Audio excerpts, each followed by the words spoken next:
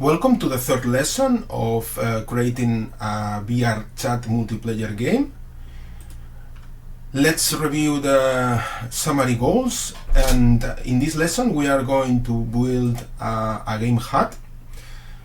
This game HUD will help us in order to debug the game state machine that we are going to implement and to display any information we want during runtime. We are going to create this game HUD. We are going to create these UI elements for three different things, that is information to report about the state, and a text field for debug messages. We are going to attach this HUD to the player's camera, and we have to consider both that desktop and VR are different setups, so we need to consider that in order to adjust the code to attach the HUD to depending the different camera. And we are going to implement a basic state machine pattern inside game controller, and we are going to synchronize the state changes across all the connected clients. And as I said, we will use the HUD to display the information, and in this case we are going to display the information about the states that the players are. Okay, so what we are going to learn in this lesson is we are going to learn about creating a wall space HUD that follows the player. We are going to understand how the tracking data about the position of the camera both in VR and in desktop are different, and we need to consider in which platform we are working with. Next, we are going to create a clean game HUD using Sharp script. We are going to implement a basic state machine pattern to control the game flow. And we are going to synchronize this state across all the clients. What we are going to deliver is we are going to deliver a working game HUD with three text fields. We are going to deliver a functional state machine. We are going to deliver a HUD that will update when the state changes. And we are going to deliver a system where the states are synchronized across all the different clients. The description, the general description of this lesson is that we are going to create a game HUD where we will display during runtime information that will help us to debug the game, and later on they will help us with information that we need in order to understand the different states where the game is. We will also implement the skeleton of a state machine that will define the different states that the game is going to be. For those of you who want to do the advanced level, these are the requirements that need to be done. First of all, you need to build a game HUD that stays in front of the player's view with three text fields: information, state, and debug. You have to implement the skeleton of a state machine for the game controller that will control the game flow. You have to implement these different states: none, organization, game over, and reload. You are going to use UDON-sync to synchronize the state across all the connected players.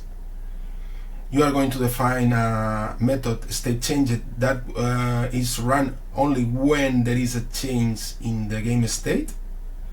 And you will use the game HUD state game field to inform about the current state where the player is, and in order to verify it has properly changed. Finally, you will have to program a transition to the game state when there are up to 4 players connected to the world. You have here the prompt prepared in case that you want to ask questions about this lesson. The first exercise that we are going to do is just to create the game HUD UI structure in the game scene. Okay, so for the level 2 difficulty, the guided challenge, these are the steps that you need to do. First, you need to create an empty game object in the scene hierarchy named game HUD. You will add an image inside the previous game object. You will change the render mode of the canvas to wall space. Next, you will adjust the canvas and the image scale and position so it's visible close to the center of the game field. And you will add 3 text fields inside this game object. And you will name it as information, state, and debug. You will need to adjust the size, position, and font until all of them are visible. For those of you who are doing the level 3, let's go step by step. So we are going to, first of all, create an empty game object, but before of that, let me do something, that is the walls. I am going to place them inside the game controller. This doesn't change anything, it's just to be able to organize the objects on the hierarchy better. Okay, and we are going to create the game HUD right here. We are going to create a game object, name it game HUD. And the next step is that we are going to add an image inside this game HUD. So we are opening with the left mouse button this panel, and we are going to select this option to add an image to this object. As you can see, it's huge because this is working on a coordinate system that it's meant to be displayed in 2D. Okay, but for our canvas we are interested to display it in 3D, so we need to change the render mode from a screen space overlay to workspace. What this will do, this will allow us to place this canvas in the 3D world. So you will be able to reorient the canvas in order to face the player.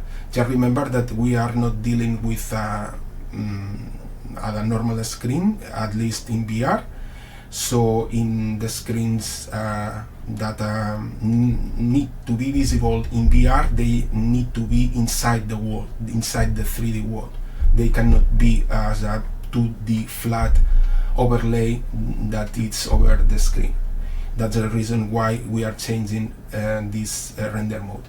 But we need to scale the whole thing so it's adjusted to the size of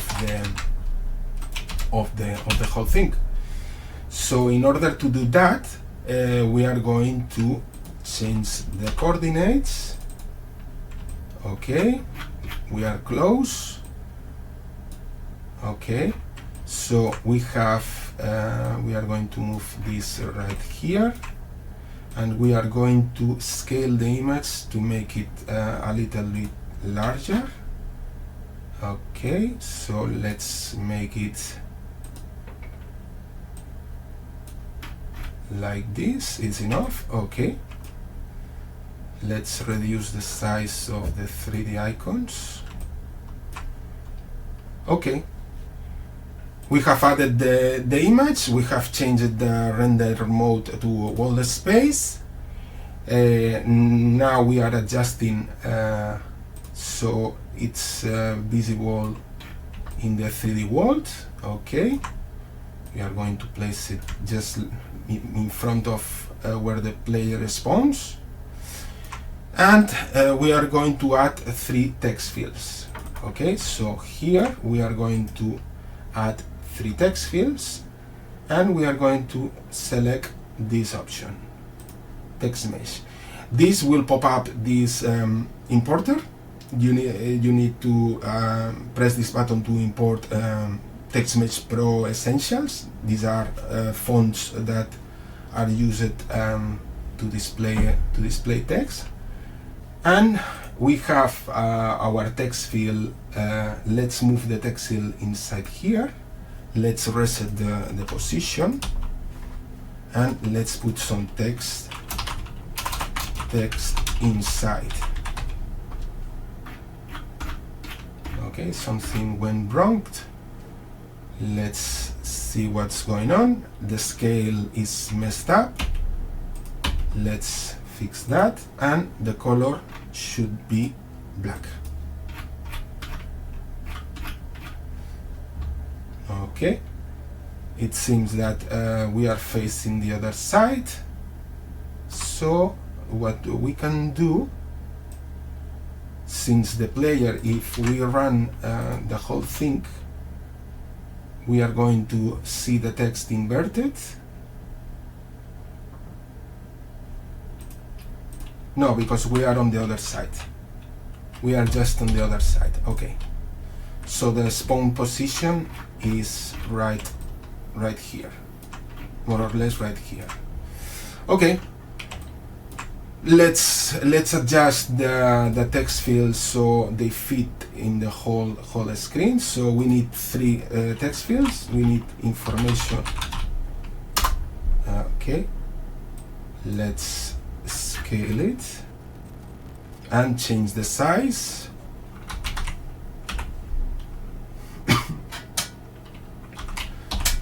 Maybe 65. We can align them right there, and we can duplicate the fields to create the other 2.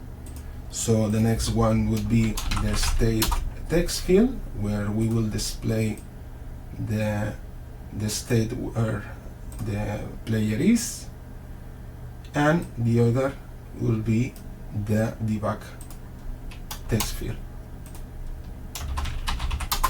Okay, let's initialize them with just the same name.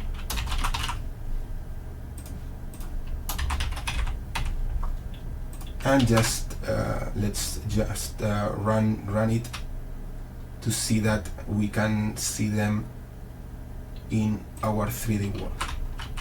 Okay, so we can see on the 3D world, but still I see a problem that there is a distance between them, so we are going to fix that. And we are going to reset the Z component. And resetting the Z component would be enough to place them just inside the image. So if we play again, okay, so now they are inside. Okay, good. The next thing that we are going to do is, well, we have just adjusted the whole thing, and as I show you in the game editor, we have more or less the same structure. We can, just for the sake of following the same as the slide, we can move all 3 text fields inside the image, so they are grouped just as a child of the same image. So if we disable the image, we disable everything inside it. Okay? Okay. So the next slide that we are going to do, in the next exercise, we are going to write the game HUD Unity Sharp script, and it will be linked to the camera. And in the update method of this script, we will reposition the position of the HUD and the orientation depending the camera. And depending the platform, it will be different for desktop and for VR. For those of you who are doing the level 2 guided challenge, these are the actions that you need to do. First of all, you will need to create a Unity Sharp script named Game HUD inside the folder view. You will need to create 3 serialized member fields for the 3 different text fields, the ones that we have just created: information, state, and debug.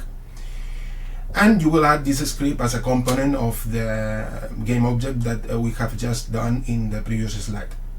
And you will initialize the 3 previous text fields with the game objects, the right game objects.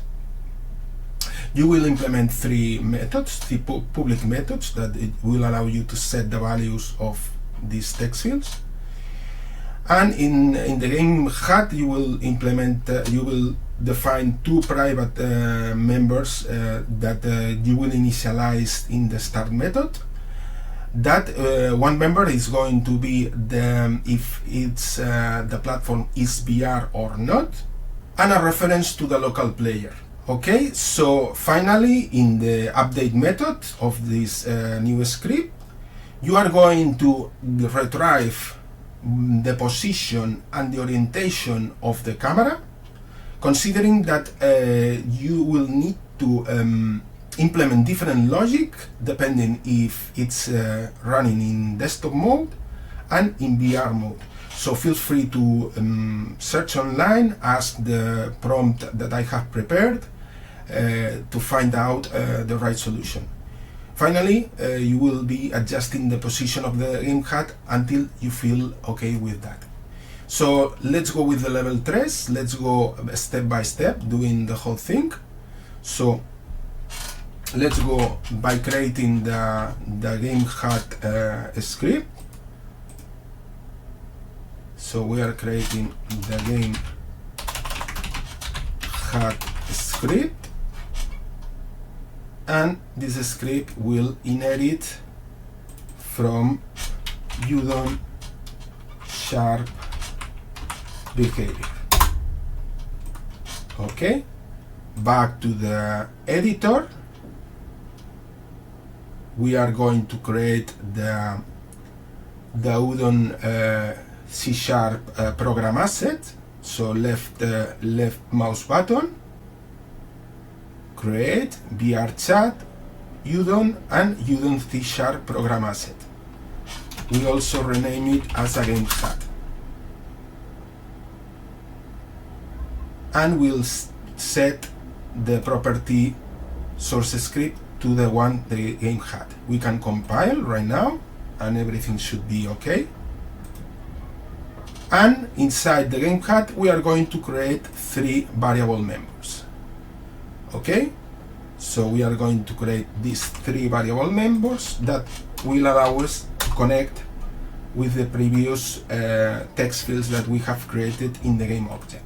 So let's save the results, and we are going to add the script game HUD to our game object, and we are going to connect the previous 3 text fields that we have created with the references. Okay, so we can add the script right here, and we can set the text fields just by selecting and dragging it to the right place. So now we have our script that connects with the right text fields of the game object.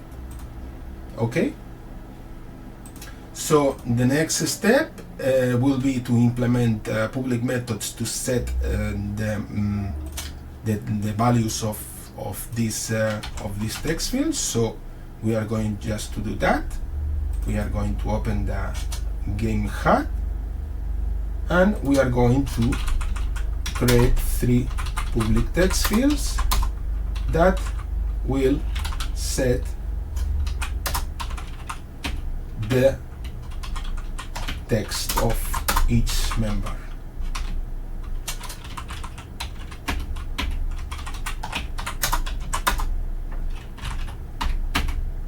Okay. Okay. So next we are going to define these 2 public, these 2 private variable members. That one variable member is this one is VR. where we will keep the information about if we are running the application, the game in VR mode or not. The other one is just a reference to the local player. And now the big thing. Before doing the part of the update, just give it a try. Just look in the internet, ask to the prompt, try to do it by yourself, because I am going just to copy paste the solution I got. Okay, so I am going to initialize on the local player the isVR just by retrieving from the local player this function that will tell us if the application is running in VR or not. And in the update methods, we are going to check this boolean, and in the case that is a VR application, we are retrieving the tracking data from the local player, the head. And from the head, we are retrieving both position and rotation. And what we are doing with this information is that we are repositioning the game HUD just in front of the camera, and the rotation is also modified in order to be facing the player. So we will always see the text aligned with us. In the case that is not VR, the code is slightly different. So we got the position also from the local player, and the rotation, and also we adjust the rotation right here. Okay, so we have to implement two solutions depending the platform we are running. Okay, so now we need to adjust the whole thing because it's not going to be properly aligned. Okay, so if we proceed to run the whole thing, okay, we can see that the text panel now is moving with us, and if we move around, the alineation is with us. Is always looking forward. The panel, the game HUD panel, is looking forward to us. So we are getting this right, but I am not happy with the position of just at the bottom. I want it to be in a higher position. So let's go and let's adjust that. We can change it on the canvas. Okay, so we are going to do it here. We are going to move the canvas just in a position that we may like. Okay, let's try again. Okay, I think it's a better position, this one. It's not on the bottom, but maybe I can adjust it a little bit better. So let's move it just a little bit. Okay, better. Okay, now I am happy with the solution. We can see at any time, and it's not bothering us during gameplay. So we are good to move forward. Okay, so the next slide. In this exercise, we are going to create the state machine in game controller and implement that when on player join it is run, there is a transition to the state organization. Okay, so for the level 2 guided challenge, these are the actions that you need to do to complete this exercise. First of all, you will create an enum called game state with these values: none, organization, game over, and reload. You will create two variables that will keep the state, one local variable to keep the state, and another that is synchronized by VRChat through UDON. Okay, just check the documentation, ask AI about how synchronized variables work.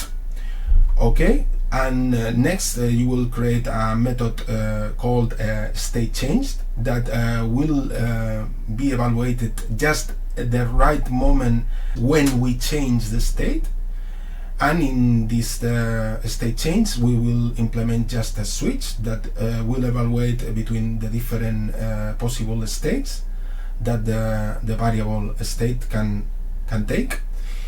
Next, still in game controller, we are going to create a variable member that will connect with the game HUD, and we will initialize it. Okay, we need to connect the game controller with the game HUD. That's the reason to create this serialized variable member. So in the method state change, we will use this connection to the game HUD to call the public method setState with information about the state we are transitioning. Okay, that will allow us to get information during runtime about the change of the state. And we are going to change the state on the method onPlayerJoined, okay, for the local player. So what you are going to do is when a new player joins the game and is the local player, you change the state to organization and call the state change. So for those of you who are doing the level 3, let's go step by step. Let's start by creating the enum game state. Okay, so we are going to go to the script game controller, and in here we can create our game state. Okay, we have defined the different states that the game will transition. The organization state is before the game, just organizing the game. The game state is just while the game is running. Game over is game over, and reload is a state to reload again and start over. Okay, the next step will be to create the variable members to keep and synchronize the state. We have two.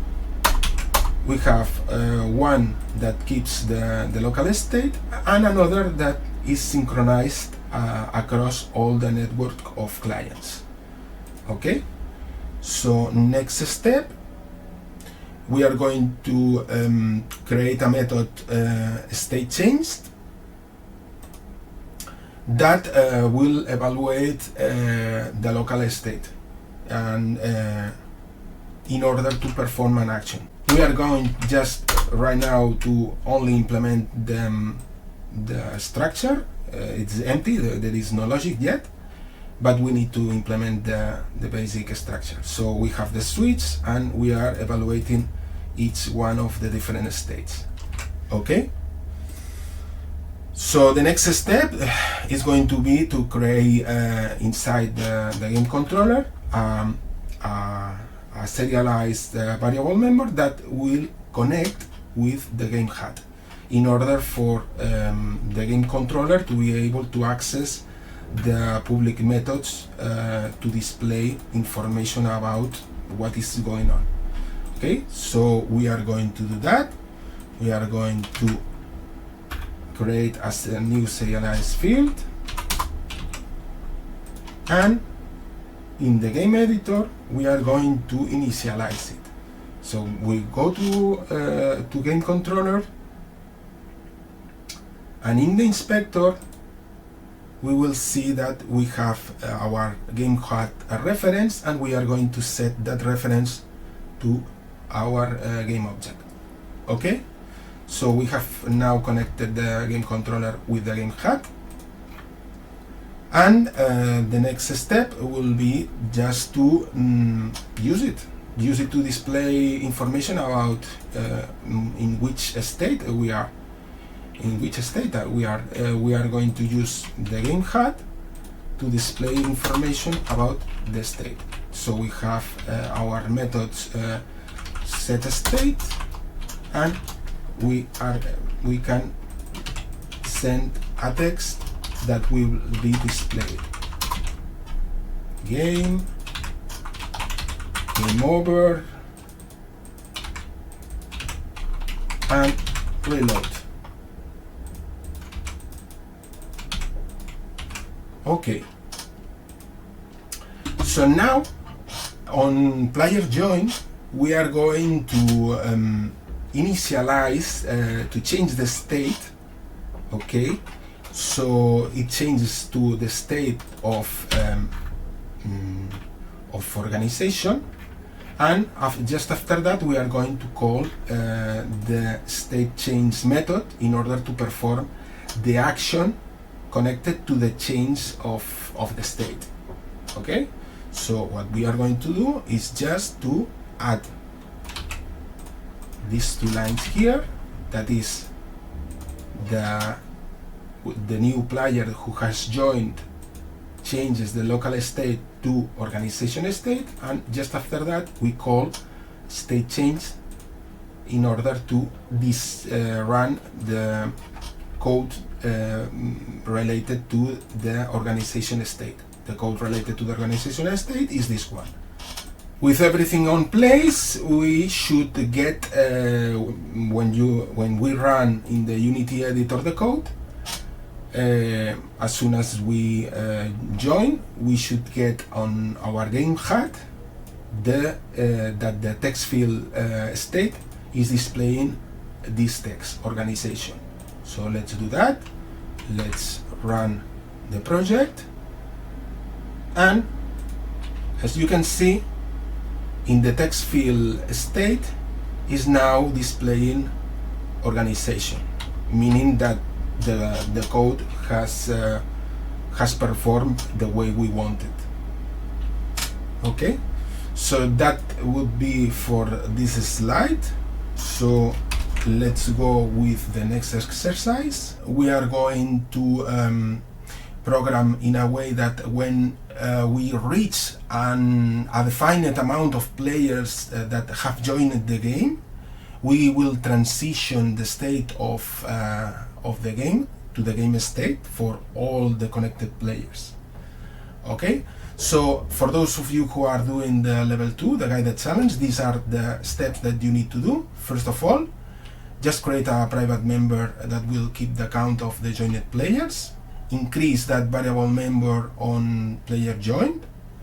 Create a method set state with the parameter of game state to set the new state that will allow only the master client to change the state.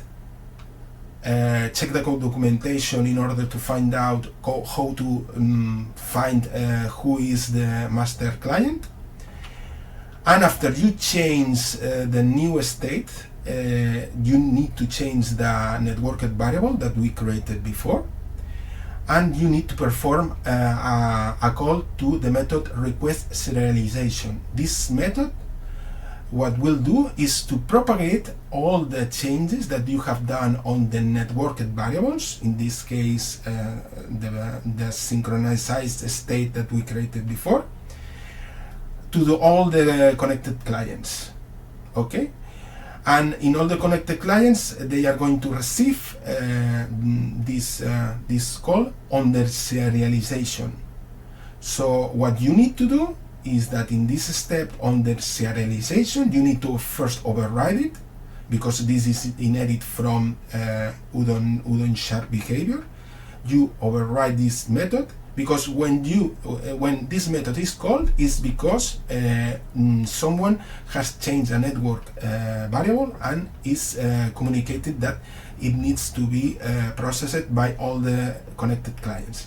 Okay, so you override on the serialization in order to detect if the state has changed, and if the state has changed, then you have to run state change it, to run the actions linked to that state. First of all, test it with only 2 players, and after it works with 2 players, you will test the system with 4 players. In this case, since you need this is a network behavior and you will need multiple instances, you are going to work creating multiple Windows instances in order to test this behavior. Okay, for those of you who are on level 3, let's go step by step. So we are going to create a private member to keep the count of the existing connected players. Okay, so we are going to create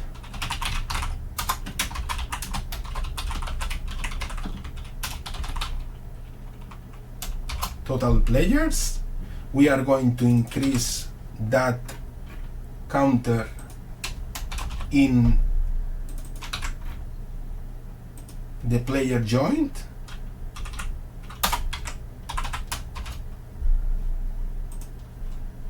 We are going to create this new set state method that will allow the master client to change the state, the network, the synchronize state.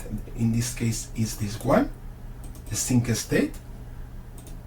And so what we are going to do is this method, okay, set state, and in order to check if the current machine is the master, we have of networking this property is master that allow us to check if this code is running in the master. If this code is running in the master, then we change the synchronized state with the new state, we change the local state, and we request a serialization. This will propagate the change of the networker variable to all the existing connected clients. So they realize that the network variable has changed. Okay? So we are going to first to test it with only 2 players.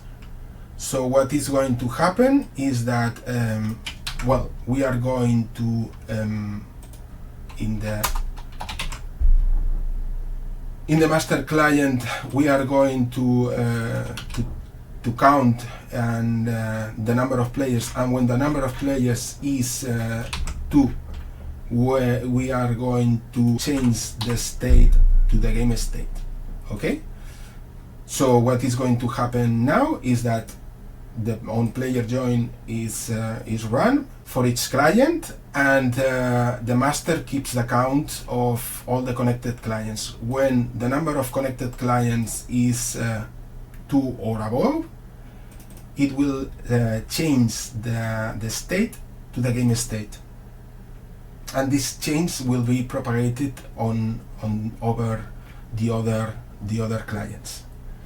But now we need to listen. The other clients need to listen to this change, and we are going to listen on the serialization. On the serialization is a method inherited from HUD on sharp behavior. Okay, so we are going to override this method to listen to when we have a report that a network variable has changed, and we will check if the local state is different from the network state. If it's different, we will update it and we'll run the state change. Okay, so we are going to override on the serialization. So when there is a request serialization from the master to change the state, on the rest of the clients, they will check on the serialization. They will check if the local state is different from the network's state that they have just received, and if there is a change, they will change the state. They will run the state changed to perform the actions linked to the right state. Okay, so right now we can run the program to check if with 2 connected clients we get a transition to the game state. So let's do that. let's go to the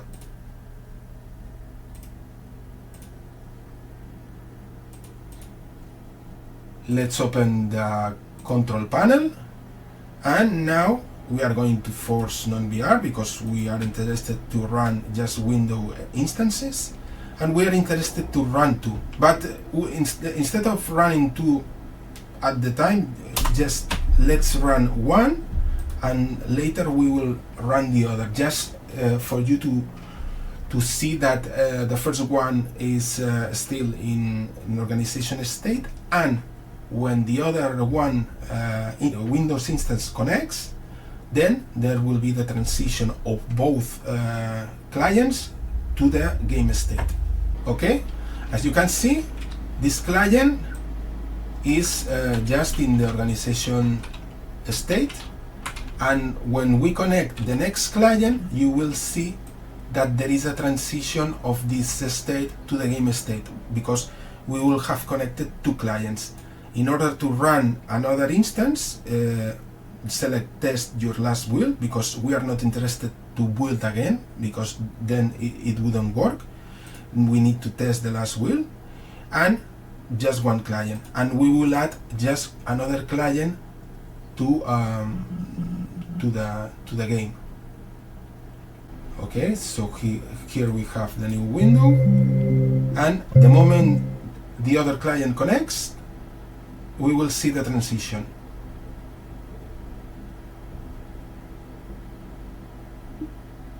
There, we got the transition both in the new client and in the original client.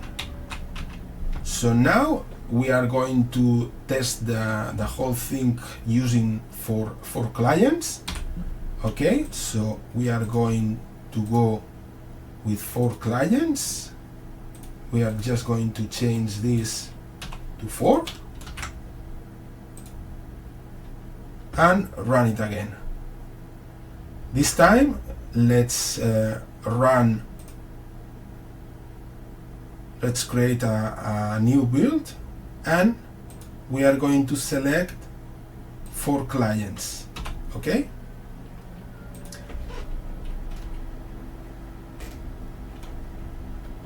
we are going to reposition the different clients so we can see the whole process. The first client is connecting. The first client will start in organization, and there will be the transition, a fast transition. So we can see that we are on organization, the other clients are connecting. Next organization, next still in organization, and the fourth one has connected, and we can see that there is the transition to game. Okay, the fourth client is right here. So we have the 4 different clients, and all the clients are in the game state. Okay, so what we have done here is just to test our first network code, just to change the state between all the different connected clients. Okay, so that would be for this lesson. And what we have achieved with this lesson is a fully functional game HUD, a synchronized, a network synchronized state machine, and a scalable foundation for all the future lessons. You have here the code checkpoint in case that you want to start from a clean version of this code. And in the next slide you have questions in case that you want to check the knowledge about this lesson. And here you have you can provide feedback about this lesson to improve for the future.